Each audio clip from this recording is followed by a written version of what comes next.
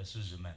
La visite du site minier de Nteke-Fungurume a permis à la presse congolaise, partie de Kinshasa, de palper du doigt les grandes réalisations de cette entreprise. Tout ceci grâce à l'aide de son fonds social communautaire, mais aussi à travers le cahier des charges convenu entre TFM et la communauté locale. Preuve que la campagne de diabolisation menée contre les sociétés minières à capitaux chinois demeure sans fondement au regard de tout ce qui est réalisé sur cette concession de 1680 km².